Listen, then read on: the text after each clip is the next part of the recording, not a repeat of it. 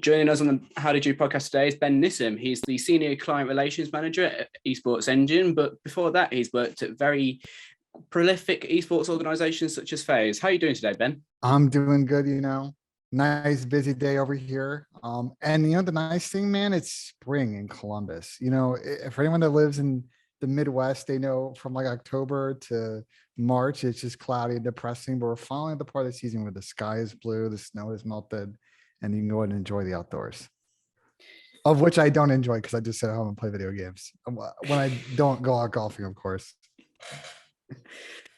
Let's speak about your day job because, like I say, you're the Senior Client Relations Manager at Esports Engine, but what does that job actually entail? Because Esports Engine kind of is new-ish on the block. Like, it came somewhat out of the MLG founders, and it's basically their baby, really. But what is your job? Because we've had Ethan on, and he has a quite hectic job, so I imagine yours is quite the same.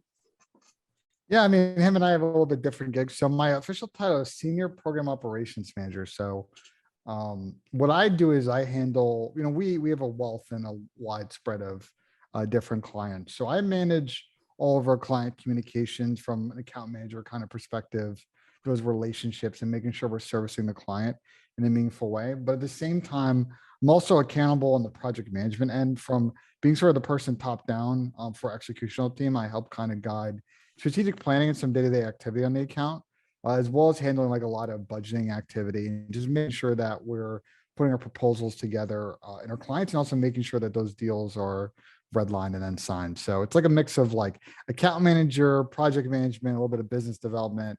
But I'm also getting involved with our executional team on, things from broadcast creative to production concepts and logistics. It's just every day is a little bit different and different challenge to solve. I bet no 2 days the same, but let's just throw it out there quickly. If you had to think of an experience that you had already through either FaZe or Esports Engine that is your kind of favorite experience, what would it be? Oh man, that's a tough question. I'll give you one from each. I think for FaZe, probably my favorite experience was when we won season 1 playoffs back in World War II. For those that have followed the FaZe kind of Call of Duty team of War II is super up and down. We struggled a lot early on in the year with online play. We had to go to that Dallas event that had the unfortunate bomb threat incident. We had to play through open bracket that event. We ended up placing well, and so we qualified in through that to the Pro League. And we had some up and down results. We played great in Columbus, but we played, excuse my language, shitty everywhere else. We went to Birmingham, got smoked by Doug Spencer Martin. Me and Chris Kratter had like a big falling out after that event. So vibes are like at an all-time low. And then our team kind of found ourselves at that event in Columbus, and it kind of kickstarted a really good run for us at the end of the season. So that kind of validated, like at that point, that was my first kind of esports win managing a team. So it kind of validated sort of all the work I've been doing to make sure we're setting those guys up for success. I think at the esports engine side, like there are a lot of different stories that I could pick. I think my favorite esports engine story is just going to my first event, which was the LA homestand. It was actually the last CDL home series event before like COVID smoked everyone and the whole world shut down. And I'd never been involved or never done like event production, right? I just attended events, working for FaZe, going backstage, annoying all the people just for my stupid requests for my team. And being on the other side of it was super cool to watch because like I pulled up to the venue during loading day and I'd never seen guys like work a stage before, put up all the LED. It's super cool to watch. And just understanding like all the things that go into building a show and putting together. I'm sure that Ethan touched on some of it, but you look at a CDL major, right, where it starts on a Thursday, like there's a lot of work that needs to be done from Monday until Thursday to get that show ready. And it's impressive watching what our team goes through to get from point A to point B. How was the major? Because obviously it was well perceived online, it was extremely loud in person, but how was it from your end? Because like you say, with the effect and the management that you must have put into that event, it must have been quite hectic, but it must have been also very nice to see it all pay off in the end. I mean, I think, we had gone to ESA for Kickoff Classic before the major, and I think we could tell that room was going to get pretty loud. But I was impressed with just kind of the intensity of the Optic fans and the local fans when they decided to make some noise. I would say personally, as loud as that crowd was, I don't think they hold a candle to a CDL London crowd, but it is what it is. I think the Europeans know how to bring a little more energy than the Americans do. And I put my thoughts on Twitter and got some salty people I mentioned, but I think it was great. I think the Dallas and the ESA team did a really good job of building a great environment for those fans. And it was obviously it was well received online. I think what I saw on broadcast, it was the most watched CDL major of all time, obviously in the CDL era. Um, I think it was a great event. And, on my end, we're working with obviously the Call of Duty League on the rest of the majors. And I think the rest of them are going to be just as exciting as these teams kind of duke it out and bring that intensity as they try to get as many points as they can to qualify for champs. What was life like as a child? Because I don't know about your childhood that What much. a vague question. Because what was what was life like as a child? Did you ever see yourself becoming such an infatuation with games or esports or anything like that? Put it that way. I mean, man, I didn't really think I was gonna have a career in esports until I don't know, maybe a year or two before I joined FaZe, probably like 2012, 2011. Like prior to that, when I was younger, I did have interest in gaming, obviously. Like, my first system, I think, was the Sega Genesis. And so I've been playing games since I was younger and I always had a passion for that. And I followed, the early MLG days in Halo, but just as a sort of casual watcher, because I played a lot of Halo 1, Halo 2, Halo 3. But I had no idea I was going to go into esports. Originally my career path was like, originally I was going to do some video editing, getting involved in video production. Then I was like, well, when I go to school, I'll go to school for IT, did that. It was like, the help desk kind of like that kind of no fun lifestyle wasn't it for me. But I kind of lucked into sort of my path into esports, and I really kind of enjoy working in this industry because it's so every day is a different challenge, and it's all challenges that have rarely ever been solved before. So you're basically just working on creating workflows and solutions that are just like completely new. So I find it as a great challenge. I'm going to throw another challenge into there. Do you think it would be possible to throw a event over in London, particularly champs? I would say that, I don't want to speak for the Call of Duty League, obviously. I think that as a community member, so perspective I can really give on it is that I think it would make a lot of sense for there to be events in Europe. I think when events have ran in London and especially at the Copper Box, you can tell the intensity of the fans there. And I think it's some momentum because that there's a draw. Speaking from kind of my knowledge of the industry, like the logistics of running an event in Europe is not always the easiest. But I could see down the line there potentially being events in London. And I would say as a community member, I would love to see COD champs when they take place in London. How does somebody go from being an analyst at FaZe to a manager to then working at Esports Engine? Because it's quite a different path to what other people would take. Like to have the opportunity to work at FaZe, to then become the manager of the team and multiple different experiences, to then leave FaZe and take on a new opportunity at Esports Engine. How does that kind of happen? Because we see FaZe quote unquote players and talent be hired, but what is it like behind the scenes for management? So my story is kind of interesting. I'm going to give like the whole story, like from Go for it. Start to finish. So originally before I joined FaZe, because I gave you the pre-context. So I started out like kind of the tone of Ghost AW, like really hanging out in Clayster's chat. And I actually became a mod in his chat by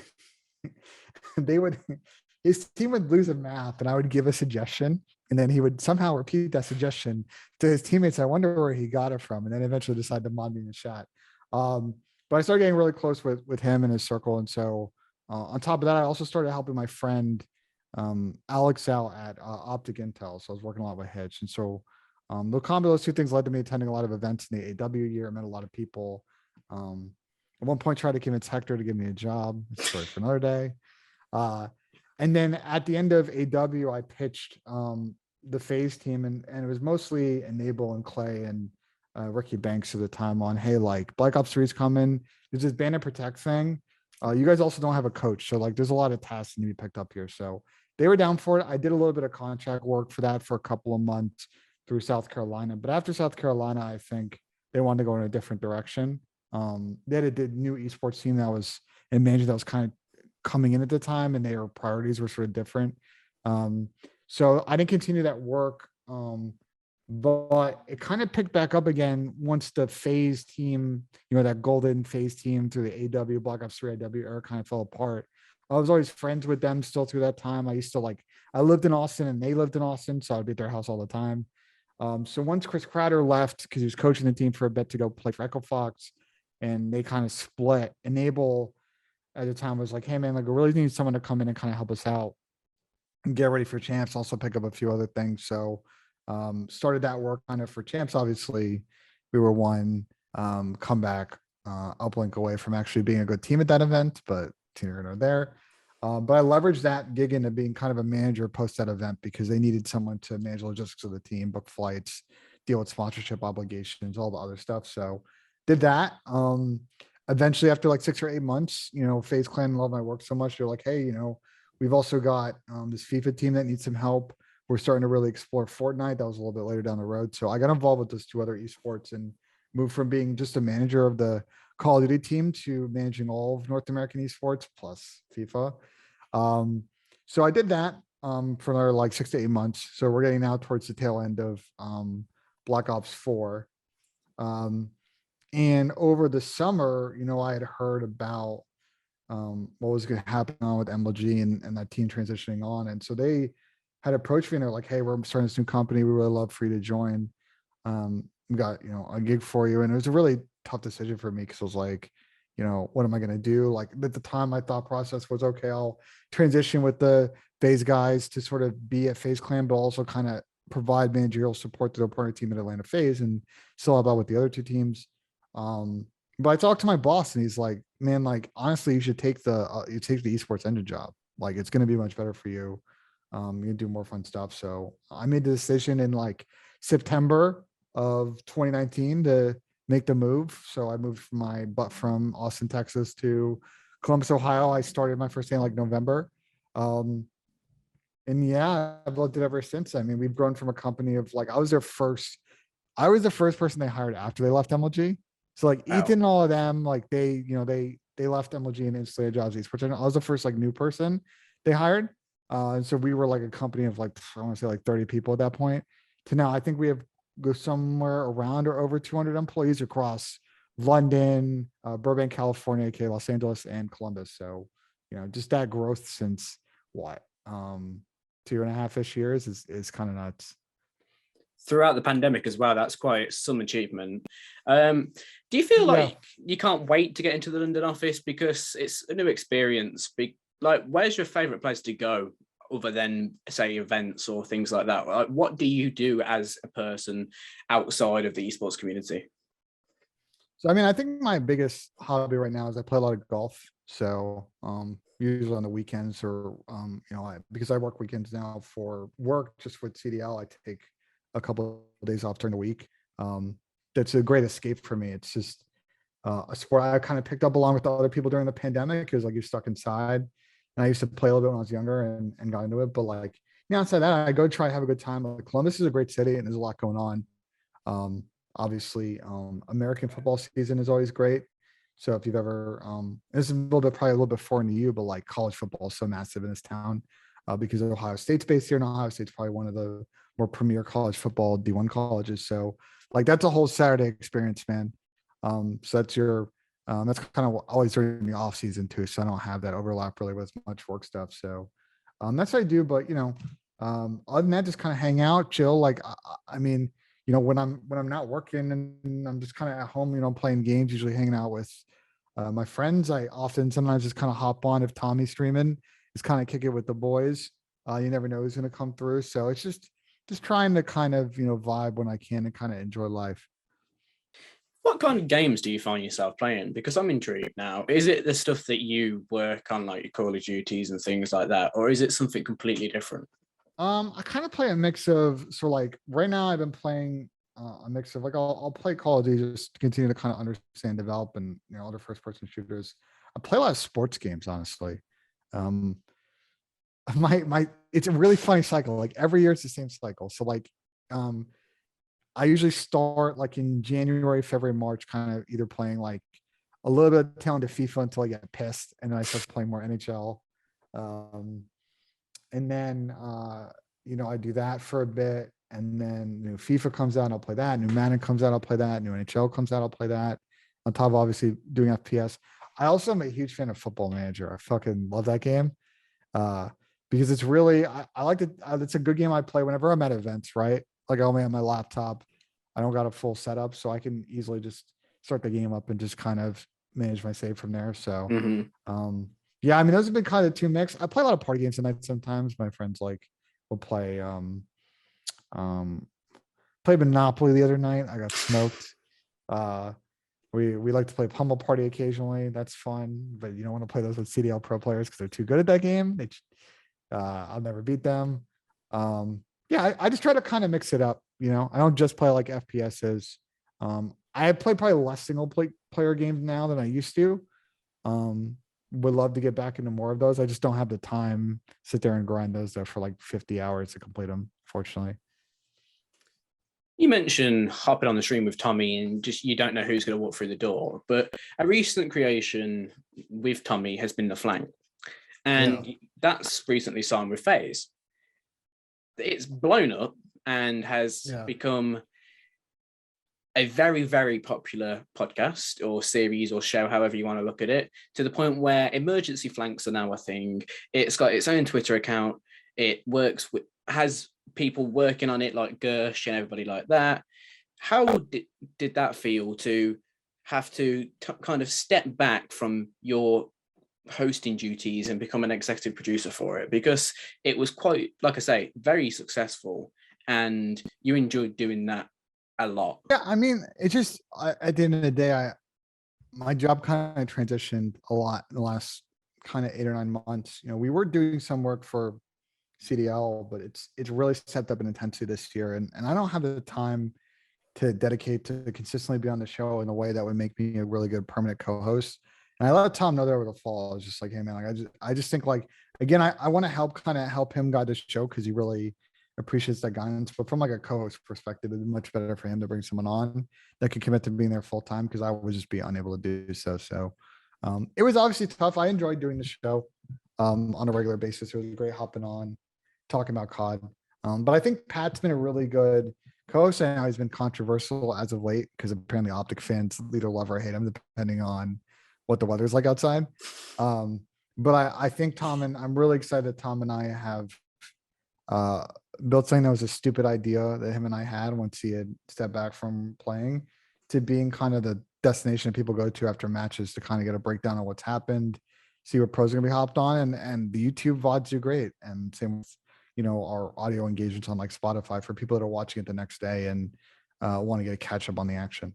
Where do you see yourself in a few years' time? Is it still in the same role at Esports Engine, or do you want to be somewhere different, or do you think that it may be a different esport, or just where do you see yourself? I think I'd probably still be at E. I think I'm on a really good career path, and I could see myself in a couple of years being more of a kind of people manager. Um, I I think that's kind of my current path. I don't really have a desire at the moment to like go back into sort of team management and that business. As fun as it was, it's really stressful. And it's a 24-hour a day, 7-day job where this is more a little bit more constrained to work hours. So yeah, that's kind of where I see myself the next couple of years. If you had to think of an esport or a particular location where you'd like to go with EE and take an event there with you, where would it be? Ooh, I would love for us to do an event like in the Caribbean. I've always wanted to do like one of those like Beyond the Summit type events, like find some swaggy house, get people in, have kind of an esports certification, some cool spot. I really like that CSGO Cyprus event, like something like that. I know Adam App has always wanted to do like an event in a situation. So that'd be cool as sort of a destination esports event. I've actually, yeah, I think that would be probably like number one on my list. you've been in Call of Duty a while, like you say, you've worked with multiple different teams, multiple different people, and you've been in the background of different things, different events, different whatever. But if you had to pick your all-star, all-time Call of Duty team, who would it be and why? All time, Call of Duty all time. I'm just controversial. Um, you saying like right now, or you're saying like this is a hard question because we're like, I've talked about this a little bit on the flank, like we're in like a transition period. You got players like a BZ, Simp, Cell, Shotzi, Dashy that are like clearly going to be on the path to being top 10 players, but you can argue whether or not they're in that list right now. I would say if I had to like gun to the head, make a list of people, it's probably like Crim, Scump, Damon, and Simp. And your honorable mentions are probably the other three of the people I just mentioned. I mean, Clay is someone that's in there in honorable mention. It's really hard to make like one team of 4 players because it really depends on roles and what team you're trying to build. But it's gonna be a mix of that old generation, a lot of those COL guys, plus Scump, and your new school guys that are on the top 2 teams right now, your Simpson and BZs, your Cells and Dashies and Shotsies are all used to take everybody's lunch money in S&D, and now they're on the 2 best teams of Call of Duty. What is your current favorite piece of technology? Is it your setup that you play Football Manager on, or is it something completely different? Favorite piece of technology? Huh. It's a tough question. Honestly, I really don't know how to answer this. I'll say I did just build a new PC in the last 8 or 9 months. And I actually just put a new graphics card in it a few weeks ago. So I'll say my PC. I use it a lot for work. Obviously, when we do the show, I use it to record. I'm using it right now. And it's good. It's beefy. I mean, graphics cards are mad expensive right now, so I'm not happy about that. I just spent a pretty penny to get a good one in. That's probably my favorite tech, but there's always like, other stuff. Like I got, so I said I play a lot of golf. So I got these kind of sensors I put on my clubs that sort of help me track where my shots, and the distances I hit. So that's pretty cool tech I use sometimes, but I think my PC is probably my best. This is a weird question. I didn't really like know how to answer that. I'm always here to throw you off, and It's a good one. I'm going to throw you off a little bit more. If you had to create the Esports Hall of Fame, who are your first 3 inductees?